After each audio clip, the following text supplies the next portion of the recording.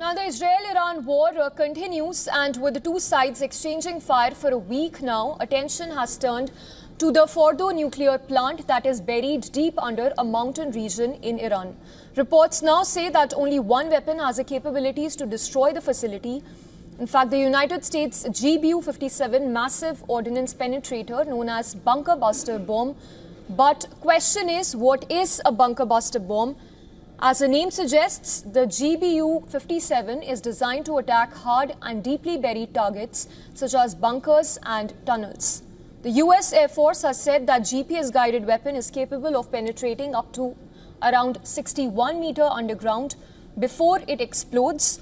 It is about 6.2 meters long and weighs approximately 13,600 kgs.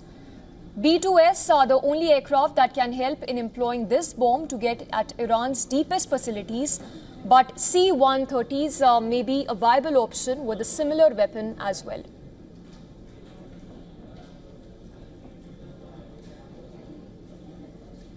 The Lockheed C-130 Hercules is an American four-engine military transport aircraft that is designed and built by Lockheed Martin. It is capable of using unprepared runways for takeoffs and landings. The C-130 was originally designed as a troop and cargo transport aircraft. Now, the versatile airframe has found uses in other roles as well, which includes as a gunship for airborne assault, search, rescue, scientific research support, weather reconnaissance, aerial refueling, maritime patrol and aerial fighting as well. It is now the main tactical airlifter for many military forces worldwide. More than 40 variants of the Hercules, including civilian versions marketed as Lockheed L-100, operate in more than 60 nations. There is certainly a precedent for C-130s dropping massive bombs out of their cargo holds, both old and new.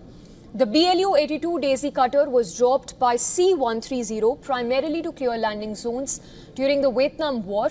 So could a C-130 deliver a devastating blow to target like Fordo? The answer is it is still unknown, but it seems possible to use the C-130 as a MOP or MOP-like weapon delivery system.